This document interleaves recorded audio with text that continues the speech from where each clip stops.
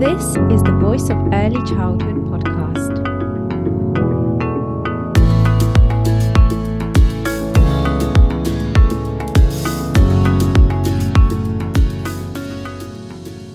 Hello, everyone, and welcome to the Voice of Early Childhood podcast. This episode will be unpicking and building on points raised in Dr. Sue Allingham's article around the current regulatory circumstances in England, stating that, to quote, "Until we have an inspectorate that really understands early childhood education and care, then it is up to us to keep them informed." So let me quickly introduce my guest, Dr. Sue Allingham, who is an author, trainer and consultant. So thank you very much, Sue, for sharing your time and sharing this space with me. Thank you for inviting me. So in your article, you discuss that it would be an interesting time currently to revisit the points made in the 2013 Department for Education document, which is More Great Childcare, Raising Quality and Giving Parents More Choice. Yeah, it was a really interesting piece to write that. When you said, "Oh, can you write me a little piece about Ofsted?" I thought, actually, this is a really good time to reflect on everything that's happened in a previous world. And it took me by surprise when I looked at the dates, because we're now talking, what's that, 10 years ago? More than 10. Yeah, just over. Because I was working in a local authority back then. And I remember we were all quite shaken by the fact that Ofsted was to be the sole arbiter of quality, and that would release the local authorities, who then wouldn't have to go and check on their child care centres or their early years and childcare centres, and that they could get on with other things. And that really threw us as a local authority, and I suspect it did as local authorities across England, because all of a sudden it was like, well, Ofsted only come round every so often. And as local authorities, under the 2006 Childcare Act, we are expected to be accountable for the well-being of all the children in our area. So unless you still go round and check out the quality, how can you do that? But it's that expression, sole arbiter of quality, that really stuck. Because 10 years down the line, I think there are many people out there now who would argue, well, what is this quality they're looking for then? What's the definition of quality? Because the land has shifted in the last 10 years, but did the inspectorate body even actually know what they were looking at in the first place? Kind of big question mark there. Yes. So was quality something that was ever defined, and is it quite certainly, is it defined now, and whether we have reflected on how that has changed? And if it was never defined in the first place, then no, we haven't reflected on that, have we?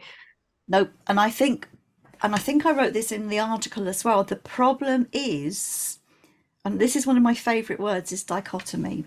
The problem is the dichotomy between education and childcare, and whether there should or shouldn't be one. And the difficulty then becomes compounded, because if you look back at More Great Childcare, it's about childcare. But you seem to then get education levered into it. Yeah. And that's where it all starts to go wrong. Because although it shouldn't be separated, I guess it's reasonably easy, and I use the word easy advisedly, to know whether or not the care is quality. Okay. Because you or I or anyone listening to this could walk into a setting anywhere in the country and know whether the children were being looked after appropriately, and know whether welfare standards were being appropriately met, and food was adequate and cleanliness was, that kind of thing. It's quite objective. Yeah, it is. And we would know if there was something wrong in the care, wouldn't we? And it's almost a tickable thing, isn't it? You can tick that the toilets are clean and the food is healthy, that kind of thing. But the minute you throw early childhood education into the mix, it tips a massive balance, because what is quality education? And that no longer is objective. Hmm. That picks up on a subjective angle. And unless you really understand early childhood education and a sort of pedagogical approach, you're going to tick boxes that you don't understand. Does that make sense? Yes, yeah. And I guess that links to kind of my question of, do you think the education side comes into early childhood when we are really thinking about children transitioning into school and that reception, preschool, Hmm. side where, we see a lot of people still see, especially those from outside the sector, actually, at childcare, see Yep. it as childcare.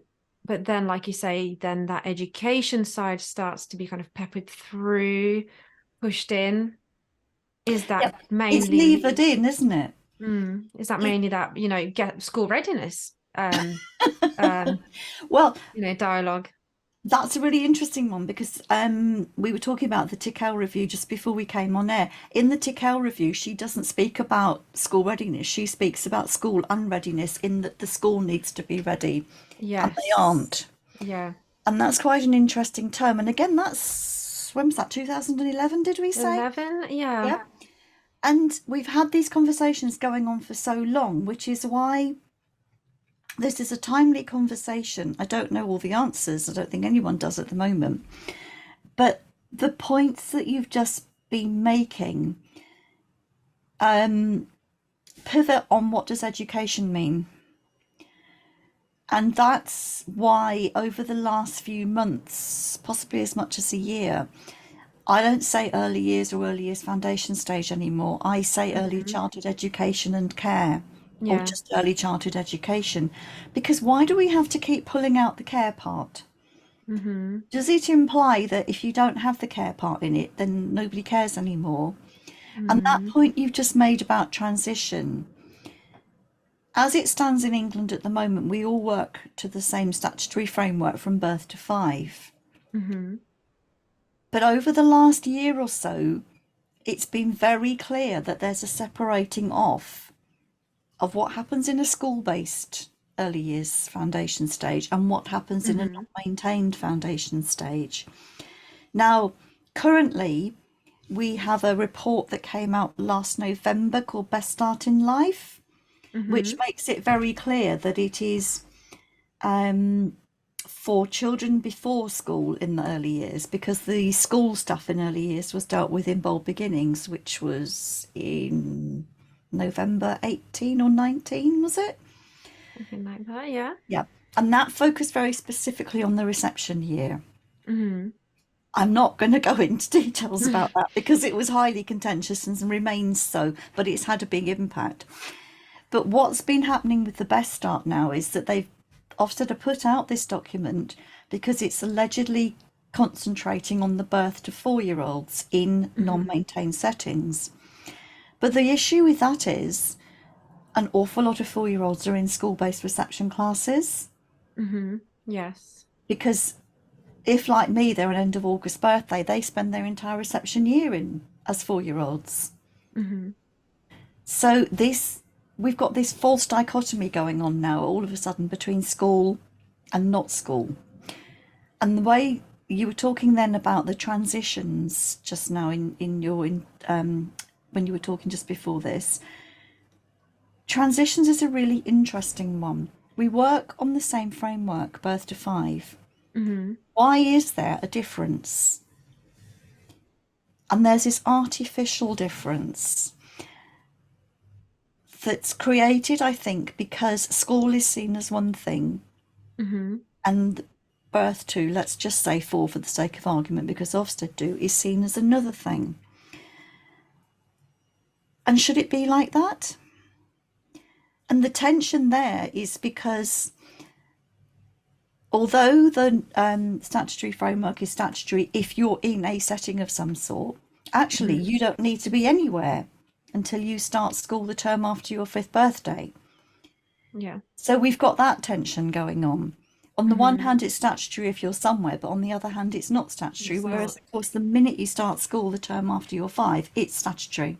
So school is a lot more serious, of course, that's Well, how obviously. it is seen by, a lot of parents. And actually, I was going to comment on parents or carers specifically, how they really like to hear the term care, I think, for their children if they're younger, the babies. Like, we talk about care more for babies and toddlers, Mhm. and that's what they almost want to hear and see in settings. They want to hear that their baby is being cared for. So again, it goes back to that, like we were saying, that transition, the Mm. education that starts later, that starts in preschool, that starts in preparation for school, whereas care is all before that. So again, it's just putting school in that much more serious bracket, and early years, early childhood, that preparation period for school, it is It's about the not care. valued in its own right. Oh, so it's And compounded then, isn't it, by what the parents feel, and also that's driven by a lot of social media and press coverage, isn't it? mm-hmm, And I think that's been compounded hugely since lockdown and pandemic, with all these mm-hmm, perceived gaps in learning, yeah, all the catch up. all the catch up, all the Mm-hmm. nonsense about children are perceived to be 2 months behind in their reading. Well, how on earth can you measure 8 months behind in your reading? Sorry, 8 weeks behind in your reading. Mm-hmm. That's so maybe that's part of the problem then. Maybe what we're seeing recently with Ofsted, this massive drive towards specific learning in school-based settings, Mm-hmm. but of course that then filters down into the non-school based settings because of the pressure put on them. It becomes a very much top-down model, doesn't it? Yes, So now definitely. we see all sorts of nonsense coming out, like was happening in the last few days with the leaked Ofsted crib sheets about children mustn't be encouraged to write anything until they have a basic grip on phonics. Mm-hmm. Well, anyone who's ever met a small child and put a crayon in their hand will know that they love to put marks on things and they call it their writing, or they read it Mm-hmm. back to you Yeah, on, that is so important. I'm really passionate about that because my yes. master's research was all about early writing, Well, there and we the are then. terminology was writing because that's how Yes. young children see it. Before they can form identifiable letters, they see it as their writing. It's And not they'll tell you drawing, what it's it not mark making. says. Yeah, Yeah. And they'll exactly. write you birthday cards and Mm. all sorts of things. I mean, for goodness sake, there's the wonderful, and I forget what year it came out now, but it would be around 2008, 9, I should think. Mark Making Matters, the QCA document, Mm-hmm. which is wonderful. And we know, and this is the bit, I think this is getting back to the nub of it again, is this research stuff. Research gets a bad name because an awful lot of people say research says this, research says that, but they never actually Mm-hmm. quote the research or direct it Yes. back to specific references. Mm-hmm. And an awful lot of stuff, for want of a better word, that comes out on social media, maybe in a blog post or Mm-hmm. maybe on a comment on the Facebook page, is perceived as research. And I'm going to have, I'm sorry, but I'm going to do Joey Friends air quotes, research. That is, in a way, a kind of research. But if you put something you've read on Facebook or Twitter or one of those places, if you put that in a piece of research for, I don't know, an MA or a qualification you're doing, you're going to get pulled up Mm-hmm. for that because where's the basis for it? Mm-hmm. I don't mind a bit of anecdotal evidence because sometimes that's really handy. But if you rely on, oh, well, I read this on Twitter, it must be true, Mm-hmm. or I read this in an article, it must be true, it doesn't always work like that. And that word research, I think, is where all of this stands and falls. We've just mentioned Mark Making Matters. Mm-hmm. But for Ofsted to print guidance documents for their teams that go out inspecting, saying Mm-hmm. things like children shouldn't be encouraged to write things until they have a knowledge of phonics, children shouldn't be given access to books that they can't read the words in. That's really sad. I mean, I was with my little granddaughter yesterday. She's 9 months old. Well, she's looking at books and menus Mhm. and things that she can't read the words in, but she knows what it means to read, if you like, even though Mhm. she's only 9 months old. Well, how are they going to learn anything if they're not exposed to those things? Everything at that age of 0 to 5 is new.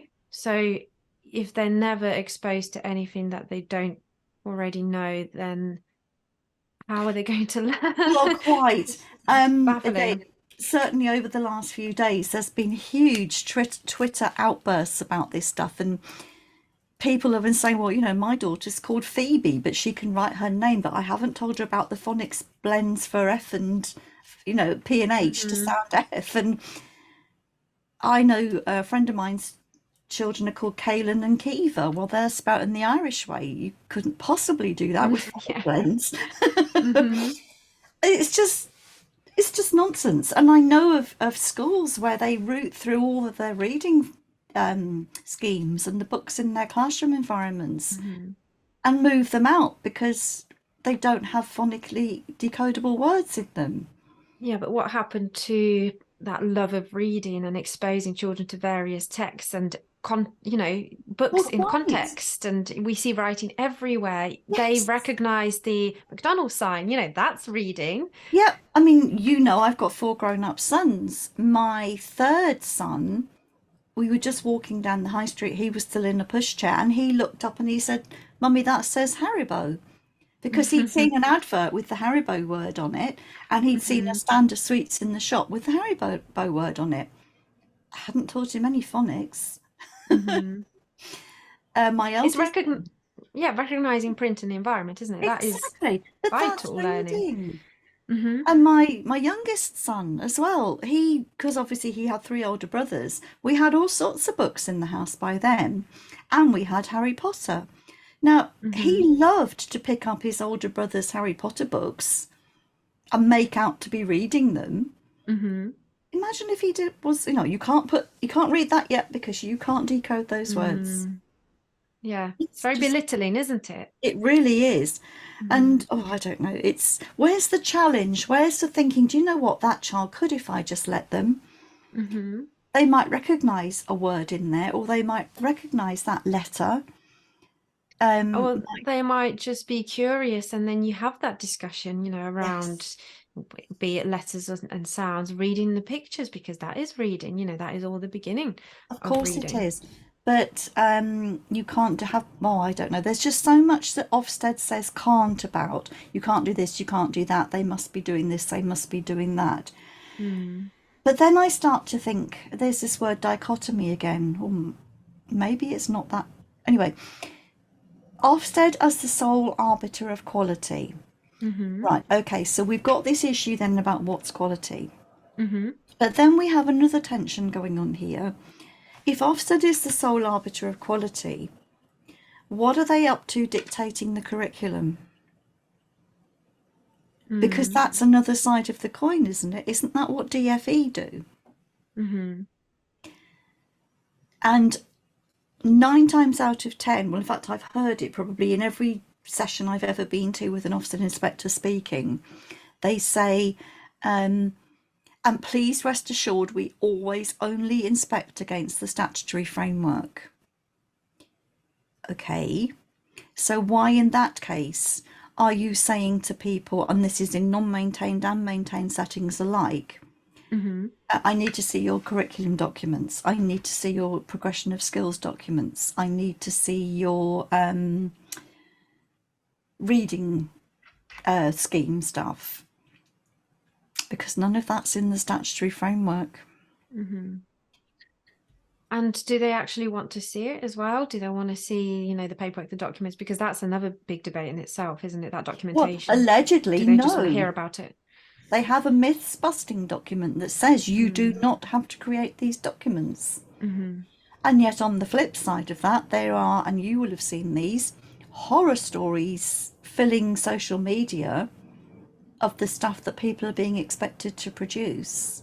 Well, that's it. Then it just adds to that huge pressure, around documentation still, and inspections, and so unnecessarily. When someone does get asked, can I see this? Can I see that? Then you think, oh my goodness, I don't have that written down. And so got asked, so I better write it down. And Exactly. And the myths gets bigger and bigger yeah, because it was there's all that. premised. Go on. Of I was just gonna say it creates that lack of confidence in course it educators and does. teachers as well. I mean, at my great advanced age, I can have these arguments with Ofsted because I've got a past and I've got background and I know stuff. Hmm.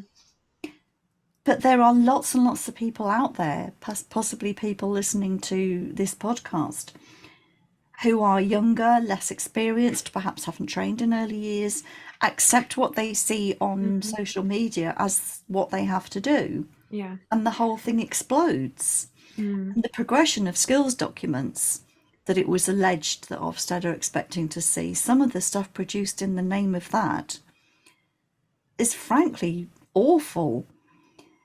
And this is being encouraged by Ofsted inspectors who want to see it. Hmm. And I've even seen Ofsted webinars, do they call them, or vodcasts, which always sounds Hmm. like a nice cocktail, a vodcast,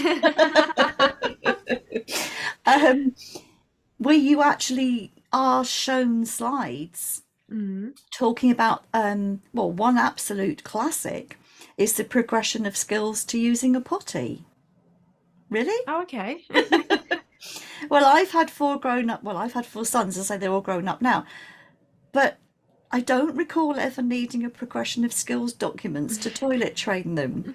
And also, they each did it in their own way. Yeah, exactly. It's Yeah, such a kind of individual, of course it unique is. stage of development and learning, isn't it? And very up and down. And And I dare say my little granddaughter will learn it in a totally different way, not yeah. least of which because she's a girl, of course, which might Hmm. make a difference. But and you've worked in settings. I dare say you've toilet trained children. Hmm. It's never the same twice, is Oh it? no, definitely not. So how can you actually? This is the bit that really scares me: is that people think you can write first. You do this, then you do that, Mm. then you do, and it's a real slide. It's the same with the riding the bike slide. Hmm. Again, all four of my sons can ride bikes. Two of them are actually in the cycling trade. They build bikes and they ride bikes for a living. Okay. Now, I'm rubbish at riding a bike because I'm not very well balanced. I can do it, but it's tricky. Hmm. But none of them learnt to ride a bike in the same way or through the same Hmm. stages. But now we have Ofsted slides telling us that, you ride a tricycle, then you ride a balance bike, then you do this and then you do that. So people are now seeing things in artificial stages. Very rigid Very and rigid. not individualized to each child, each Exactly. unique child. Do we then lose that unique child? I've talked a lot recently about that unique Mm. child. What we're seeing through all of these expectations, and again, I use that word loosely, is we've lost the unique child. We're being given a Hmm. set model of a child who does this, then this, then this, then this. And Ofsted, again, they talk about learning as being like going upstairs. And Yeah. there's something in one of the vodcasts or one of the webinars about a 2-year-old learns in the same way as a 12-year-old or something like that. Well, no, they don't. Mm. Okay.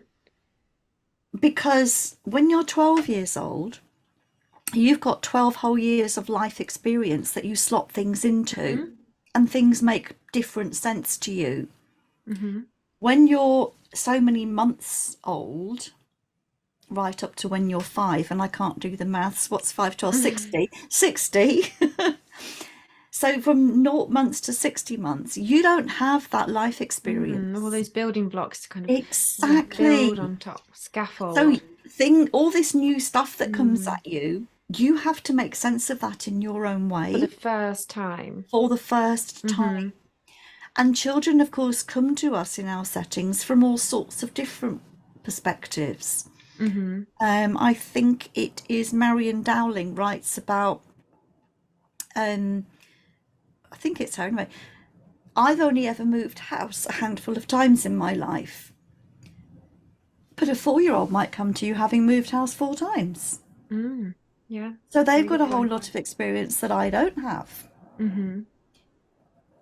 So you have to sort of think about, at that age, they're dealing with a lot. It's those transitions again. So the Mm-hmm. learning isn't the same. And if you, I mean, let's say, for example, you're 12 years old, you've seen things on TV, you've understood things, maybe you've been to places, Mm-hmm. you can make sense of certain things that are given to you in a very different way. Yeah. And that maybe is a bit like going up steps. Mm-hmm. But when you're so many months old, that's a whole whirlwind of stuff going on, isn't it? Mm-hmm. Yeah. And we can't assume that they've already got a certain piece of building block. A 12-year-old who's been through a national curriculum subject in each academic year, Mm-hmm. we can kind of make an assumption that, well, last year they learnt this, so this year they're learning that. Mm-hmm. Can't do that with a little one. No, it's all about knowing that unique child, isn't it? Knowing your key Exactly. child, knowing the family, the context, the The community, and it just, experiences, yes. The yeah, those contexts community. that they've been in. And it's going back to starting from where the child is at, rather than thinking they should be here because of their age. Yes. And that's where we get the So, ages and stages stuff. yeah. In front of me at my desk, stuck on the wall here, there's an A3 laminate poster Mm-hmm. that was advertising something I was doing in Guernsey last September, and it was the directions to the room where I was. Mm-hmm. And it says it's not age, it's stage. Mm-hmm. And that is massive. And Yes. it resonates with a bit that's in the beginning of Birth to Five Matters, where it talks about the path towards maturity is more like dancing round a ballroom than climbing a ladder. Mm. But you wouldn't say that of a 12-year-old, would you? Mm-hmm. Because that 12-year-old is perhaps working on the national curriculum for Mm-hmm. maths or whatever. It So is they're more kind of like climbing a learning. ladder. Yeah, their journey is a little bit more linear at that stage because Yes, we are more kind of aware of their experiences if we know that child, and we also know exactly what they've been learning before. Like you say, that curriculum, where they're going next, and they're also more aware of that. exactly. And not least of which, they are more aware of themselves physically and emotionally. Mm-hmm. Mm-hmm. And that's massive. At 12 years old, by and large, you are able to express how you feel. And by Mm-hmm. and large, you are aware of what your body can do. Mm-hmm. And as I say, by and large, you are aware of your body in space. Yeah. When you're birth to 60 months old, that's Mm-hmm. going to be out all over the shop. Mm-hmm. So I can't really ride a bike. I learnt when I was about 11, I think, by consistently jumping off a wall onto my godmother's son's bike over in Guernsey again, funnily enough. But when you're little, understanding what your body can do and what your emotions can do and Mm-hmm. how things feel is a whole new world, isn't it? Yeah. 100%. There's so So, much learning going on there, isn't there? And I think that yes, learning really needs to be valued instead of just, focusing and it's on very specific kind of goals, reading, stages. writing, arithmetic. Yeah. Yeah, I mean, Minna Junkvaya, she talks a lot about the fact that unless we get the emotional stuff in the frontal lobe sorted, we're not Mm-hmm. going to get the reading, writing, arithmetic stuff in the, is it Mm-hmm. parietal or parietal lobe at the back? Because you've got Mm-hmm. to get that sorted. And unless you can express yourself and understand a bit and have that resilience and that, I mean, when you're 12 years old, okay, I suppose it's not a great age because it's puberty time, but by and Mm-hmm. large, you can tell someone if you're not feeling great. Mm-hmm. And you have a bit of emotional literacy, and maybe you can read Yeah. somebody else's emotions. Birth to five, that could be all over the place. And you don't know how to say to somebody, actually, do you know what? I can't do this. I can't understand. So, thinking about what I wrote in that article, that's why I think it's really important that we call it development and learning, not learning and Mhm. development. Yes, I really like that refocus of that terminology because language is so important. It has such a huge influence on what we do, on our pedagogy, on how we see things. So it's And that vital to word be pedagogy critical. too is massive. And again, quite often when you read an Ofsted report or an Ofsted, I don't mean report as in from a school or a setting, I mean as in Like a best document. start in life or Yeah. those. Pedagogy is spoken about. I remember the national curriculum being spoken about as pedagogical as well. Mm-hmm. On a surface level, I get that. But to me, pedagogy is far more than just this is how we teach children. Mm-hmm. Pedagogy is an art and a science. Mm-hmm. Pedagogy for me talks about really understanding why you do what you do. It's kind of thinking about, well, the 100 languages of children, Mm-hmm. Malagasy stuff. Yeah. It's the real stuff, the why we do what we do. And whenever, I mean, it doesn't matter what early year setting I walk into, whether it be a school based or a non school based, there is always pedagogy happening. It might not always be exactly what it should be, but Mm-hmm. there is always something going on that means they've got a better depth of understanding of the Mm. children And than. do you mean it's that like true pedagogy is that focus and understanding that it's about the teaching and learning rather than this is what we are teaching you, this is our curriculum, Mm, this is what we are giving these children. Actually, it's about understanding the children's learning. That is pedagogy, the teaching that and is learning pedagogy. together. I think it doesn't always quite work, but all of that you've just said, but also that bit with people are, I mean, they might be trying to overlay something that they wanted to teach to the children. And it's Mm-hmm. not necessarily working, but 9 times out of 10, the adult in charge of the small children will notice that something's not right with the children, Mm-hmm. which immediately to me triggers a pedagogical sense. It Mm-hmm. might not be fully developed yet, but it means we're thinking about the real children in front of us. Yeah. Whereas just possibly maybe higher up the school system, that doesn't necessarily happen because that's much more about we're teaching this. Mm-hmm. And I can see that you're not very happy, but hey, we still have to get on with teaching Yeah. this. Mm-hmm. So I will always see a level of pedagogy in an early years setting. And this, I think, is coming back to the early childhood education and care stuff. Mm-hmm. Perhaps there is more care in early childhood education, and we would wish for it to be there when they're Mm-hmm. 12 years old. But this is the whole bit, the ECEC, Mm-hmm. ECEC, that sounds dreadful, early childhood education and care. This is ECEC. It sounded as if I was lapsing into French. That for me is the bit, going back to the sole arbiter of quality. Mm-hmm. If you're going to say that you are sole arbiter of quality, you have to be completely well versed in what that actually looks like. Mm-hmm. And that's where it's wandered off. Yeah. And of course, go on. I was going to say, if Ofsted are not communicating that, if they're not aware of what quality looks like to them, they're not communicating that to educators, and educators are very confused. And do educators even perhaps consider what quality looks like in their settings when they are too busy being so overwhelmed by all the pressures and thinking this is what we need to do, this is how we need to perform, rather than this is what quality looks like to us, and that whole thing going back to the curriculum, this is what our curriculum is rather than this is what we're being inspected on. Oh, that's a really difficult one because I think this again rolls back to experience and background. Mm. So I'm quite long in the tooth at this game, and if an Ofsted inspector took me on, if I were in charge of a setting, I would talk to them and I would discuss it and I would demonstrate. Mm-hmm. But unfortunately, what we have going on out there is, well, three things. People are scared because Mm-hmm. they need to keep their good Ofsted ratings. Yeah. People are perhaps not very experienced, in which case they do what they think they have to do.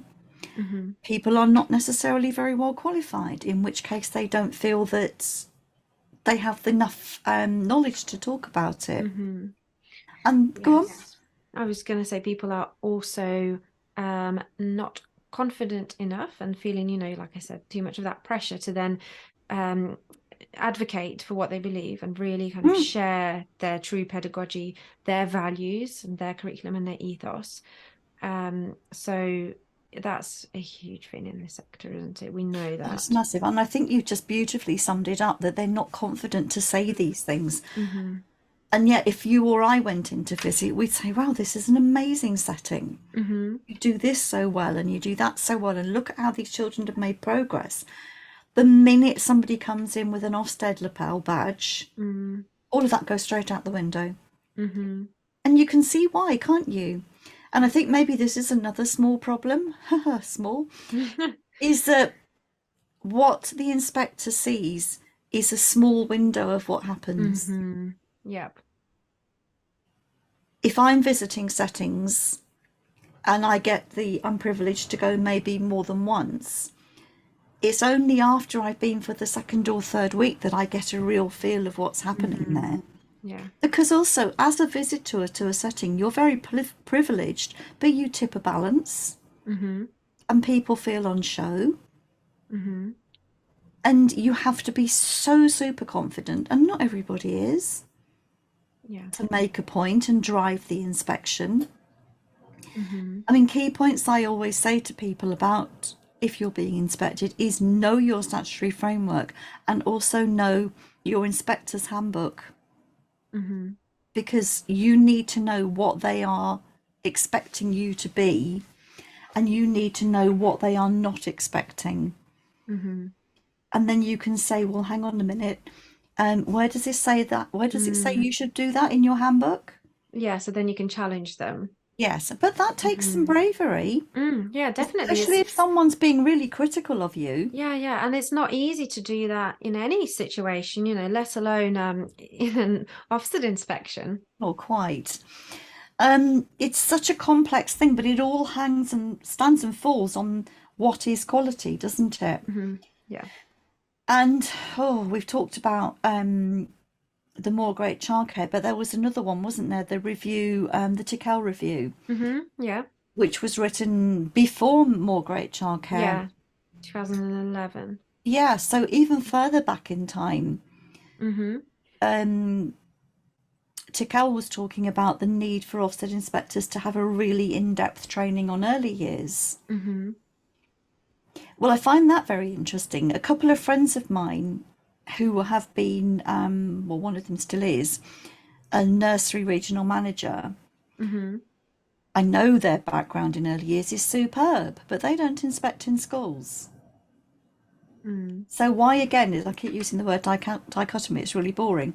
Why is there a dichotomy of early years understanding for early years in settings and early years in schools? Because it shouldn't be different. Yeah, it's all the same framework. All the same framework. And yet once it hits that magical school label, it becomes really twisted and distorted.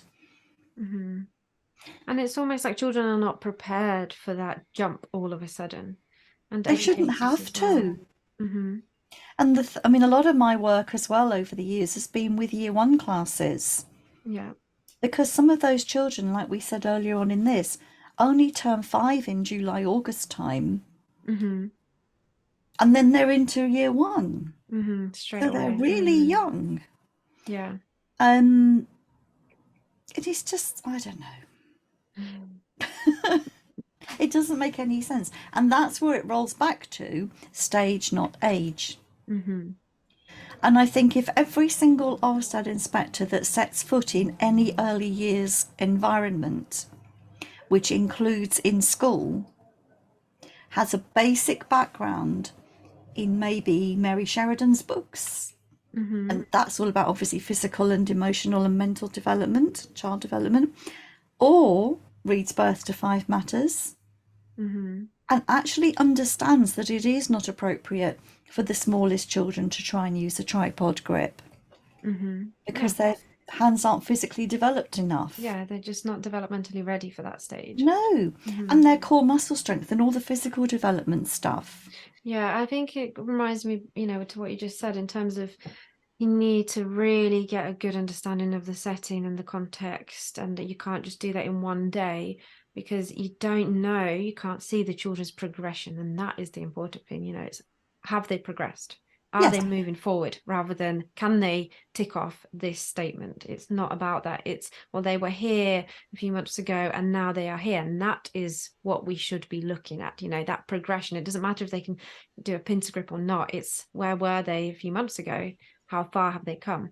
And you, obviously they have conversations with the educators and about their key children, but there's still, like you say, there's not enough time in a day to be able to gain that clear Well, no, and picture. in non-maintained settings, I think they're only in there for a half a day, aren't they, or something ridiculous? Yeah. There's just so much fraught with all of this.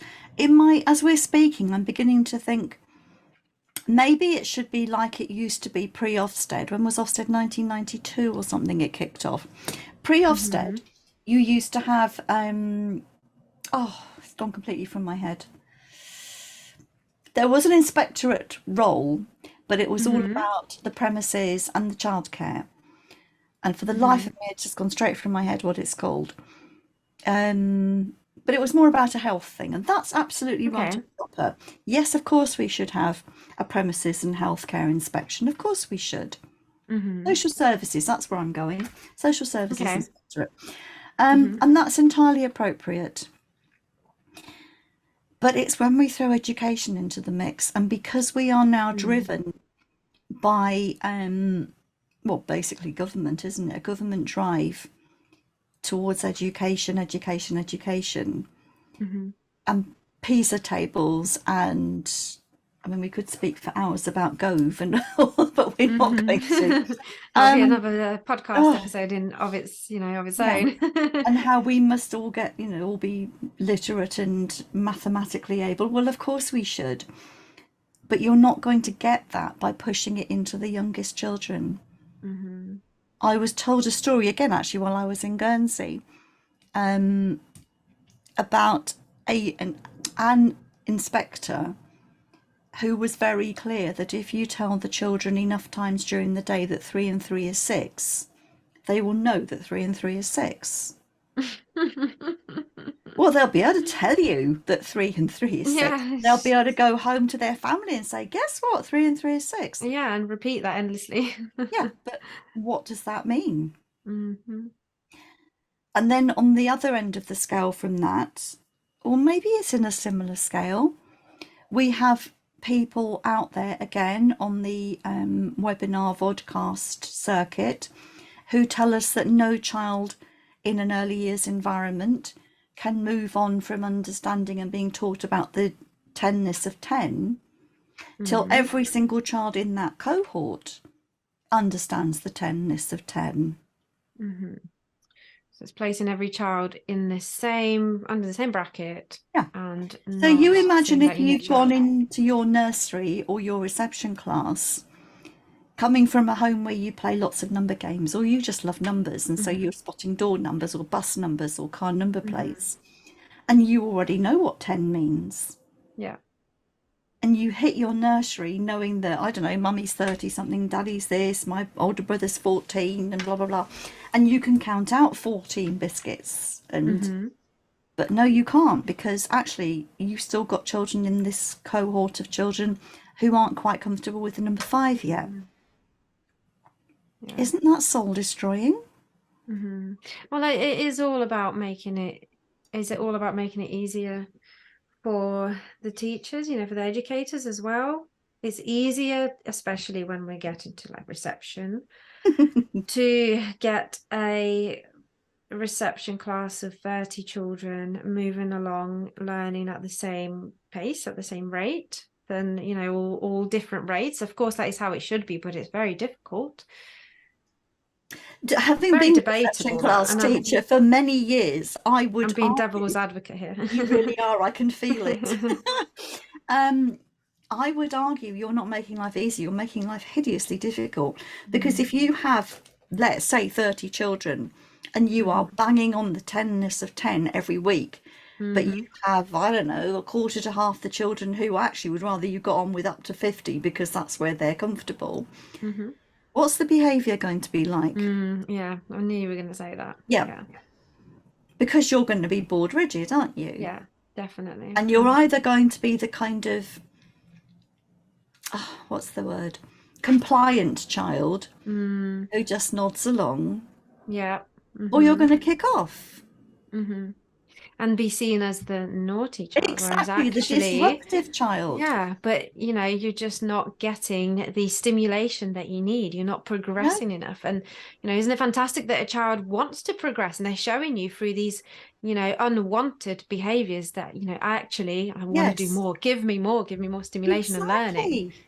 I mean, I know I've been around a while, but I actually remember the moments in my career where those pennies dropped, and I thought, no, this child needs more. Hmm.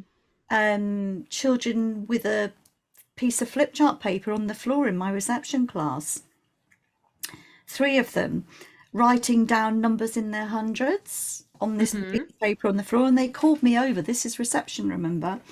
And they Hmm. wanted to know how to add hundreds, tens, and units. Oh, wow. Now, I could have said to them, no, I'm really sorry, but you're not going to do that till you're in, I don't know, Mm. year six or whatever. But of course, I demonstrated it to them. Where, I mean, they Hmm. didn't necessarily understand process, but Yeah. they wanted to know. Now, imagine if I'd said, no, I'm sorry, we're only doing 10. Mm. You can't be writing those big numbers because you don't know those yet. So you're squashing that curiosity Yes. and that love for learning and that need to know more and want to learn more. And it's the same with the phonics thing as well. Hmm. Children come to school with some of the, I mean, I've had two or three over the years, two or three children turn up in my reception class who were already fluent readers. Oh, wow. It's not that unusual. And in fact, Hmm. one little girl came along with her playgroup leader, and I knew the leader, so she said, "Oh, can I come with Holly? She wants to see where her new class is going to be." Of course she can. And so she came along with Holly because her mum was at work. And oh, Holly's mum is really worried because Holly can already read, but she thinks you're going to put her back to the beginning of the reading scheme. I said, "Well, of course I won't do that." And the times you see on social media people saying, such and such child has come to school and they can already read everything I give them, so I don't know what to do with them in phonics. Mm. Well, here's an idea. How about you don't need to do Why phonics with them? doing phonics? Yeah. But because we now live in a world where absolutely everything is a program Yeah. that you have to work through. So there's phonics, there's maths, I've seen people say, "Oh, what program do you use for PE? What program do you use for art? What program do you use for music?" Hmm. It makes me wonder how I ever taught anything. Without a program. Yeah. And we are so now rigidly in these trenches. And that's what Ofsted's inspecting against. Hmm. So we've got this whole, this level of phonics, this level of maths. Children must be able to do this. Then you read the early learning goals, which are very directed Hmm. about children's numerical understanding, their Yeah. phonetic understanding. And then you get children ending up in year one, and I do a lot of work with year one classes. And teachers say to me, "Oh, we're going to do the number 20 next week." So then I gently have to explain, actually, they're in year one now. They may very well just have looked at 20 in nursery and Hmm. reception, or very confident in 20 already. Hmm. And how are we squashing all this learning? Mm. Which actually ends up being, it's not age, it's stage. And where did the unique child go? Hmm. So Yeah. what's quality then, Angelica? Good question. What do we do? I think isn't it important for each setting? I think we already mentioned this, but each setting, I guess, to define what quality means to them. And I don't know, it'd be interesting to see if perhaps Ofsted can pick up from that. Going back to what you say, that if the inspector doesn't understand early childhood and education and care enough from our perspective, then it's up to us to keep them informed. So, it's up to educators and settings to tell Ofsted what quality looks like, rather than Ofsted doing that. And yes, and actually that throws the ball firmly back to people who don't necessarily have a good understanding of child development or keep it up to date, Yeah. which then of course means CPD in some format. Oh gosh, yeah. Now going into CPD, again, this is something that I really want to actually research. Always kind of saying I'll do a PhD, and I've been having lots of different kind of ideas on topics and things over the many years. But yeah, quality CPD. What is quality CPD? I feel like this is definitely a another episode. We can talk for hours about this. I think we really could. I mean, if we're going to look at that objectively, though, child development is child development. There isn't, you just need to read Mary Sheridan. The most recent Mary Sheridan, I think, is the 5th edition. And every time they update it, they add in links that you can bring up and documents that you can bring up that you can Google, which is really helpful. I think you don't need to have to pay for it. You don't need to have to go to it. You buy Mary Sheridan and you read it. And then you get a very basic knowledge about what it means to be 3, 4, 5. You don't have to go to a course to learn it. Although obviously you can. Going back to basics, isn't it? Like you say, it's going back to child development. That is the main starting point. And then I think what's important to mention, this is something that I really believe in, and this is part of my values, is that we as educators, and anyone really, needs to be a critical consumer of anything that they read, that they hear, being critical consumers. That's a wonderful expression. I need to write that down. You're going to steal that. I am stealing that. That's mine now. Thank you. It's brilliant, isn't it? Because it is exactly what we should be doing, whether it's in an Ofsted inspection. We need to be critical consumers of what we are told about our practice, what questions we are asked. We need to be critical consumers of what we see on social media, like what you were saying earlier, what we read in books. I've just written it on my whiteboard. Research. Yeah, well, absolutely. I mean, you've seen me, I think, talk before on things. It's what, why, how, isn't it? Yeah. What is this? Why is it important? How do I know? For example, don't just take what you read on something at face value. Yeah. Because it's not always true. And so many people put so much on social media these days, including myself. And I'm not saying that you shouldn't ask what, why, and how of me, because I'd rather you did. I'd rather have a professional conversation and adjust my thinking. Yeah, but it's important to be open to that kind of criticism, critical conversations and discussions, to have a critical friend. This is something that I've kind of picked up from Professor Chris Pascal and Professor Tony Bertram. They talk about having critical friends. Yes. And there is so much we could talk about, but it's rolled up in that word research again, isn't it?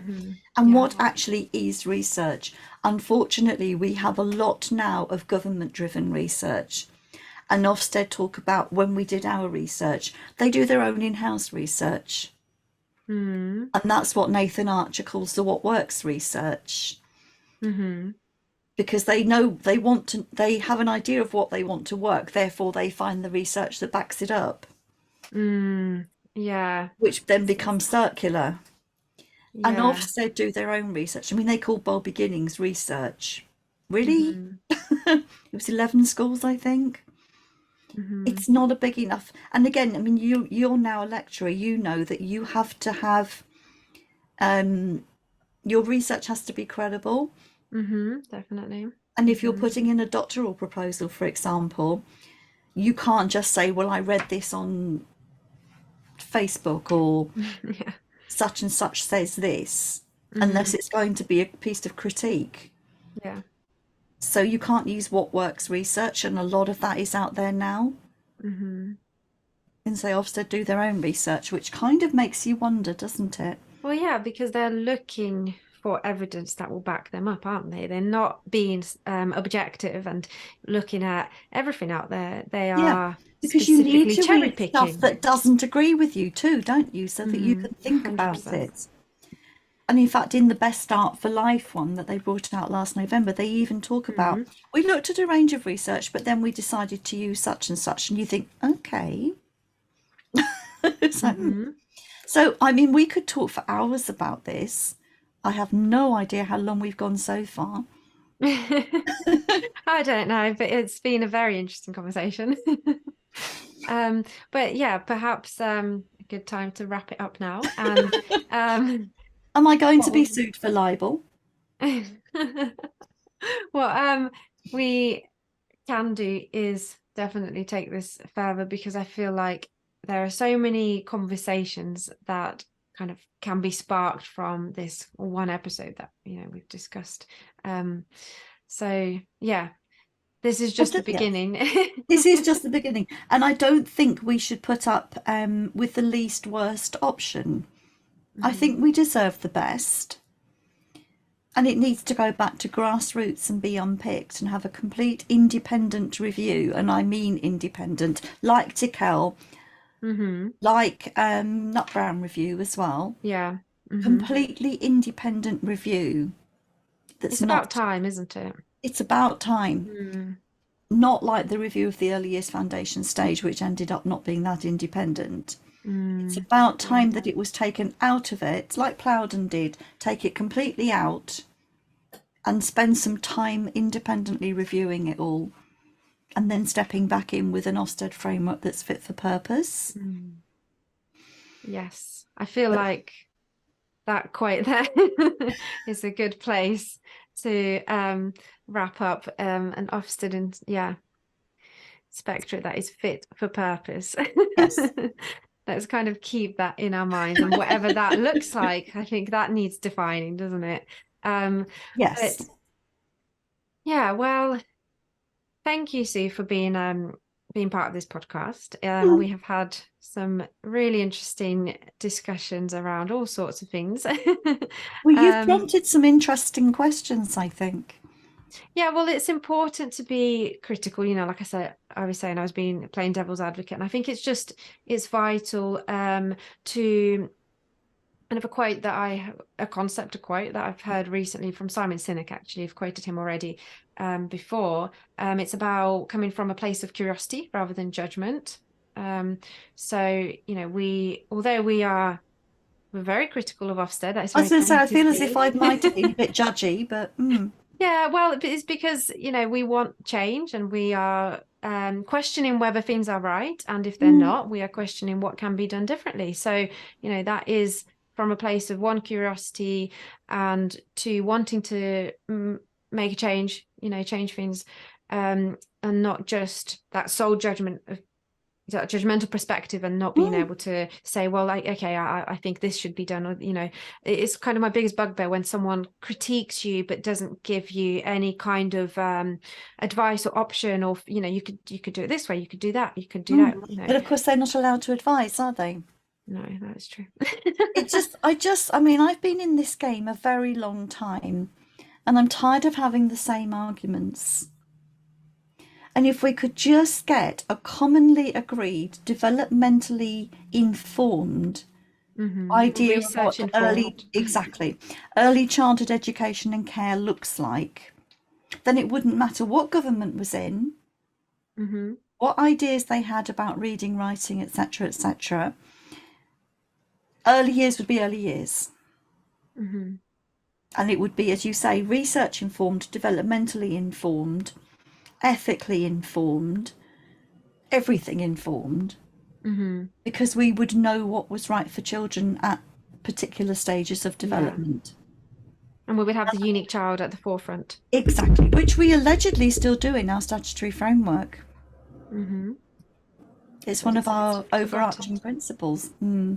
It's amazing what conveniently gets forgotten. Mm. So we will keep fighting for that day, shall we? Hmm. Yes, and a suitable inspectorate. A well informed inspectorate, yes. Because it Yeah. shouldn't be a bad thing. We want quality inspected, don't we? But we need a universally agreed, informed idea of what quality is. Hmm.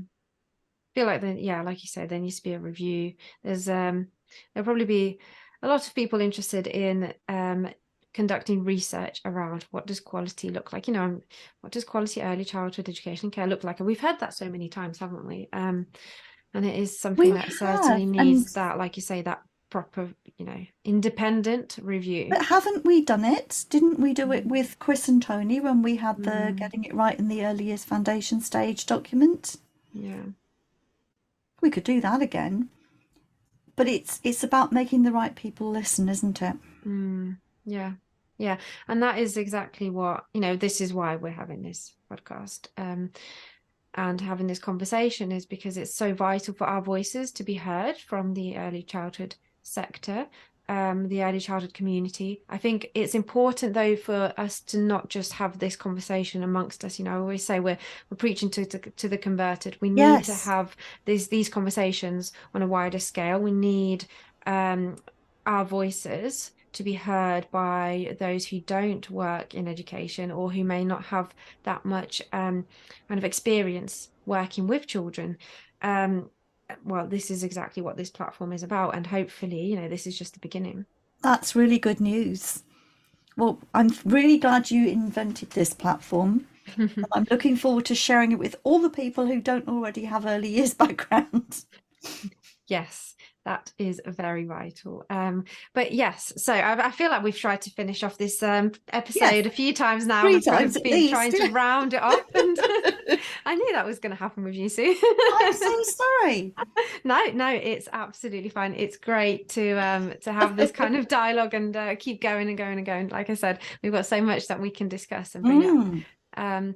But yeah, so I would just say that it's been great having you, and I Well, thank you. really appreciate it. And yes, like you say, it's important to share share this episode with the wider community, and hopefully our listeners will respond by putting forward their own views and experiences and comment on the Voice of Early Childhood social media platforms, and to keep this conversation going. It's really, really important. I'm sure we'll be hearing lots. So yeah, thank you very much. Thank you And very much for inviting me to do this. brilliant. And we will have many more conversations to come. I shall look forward to it.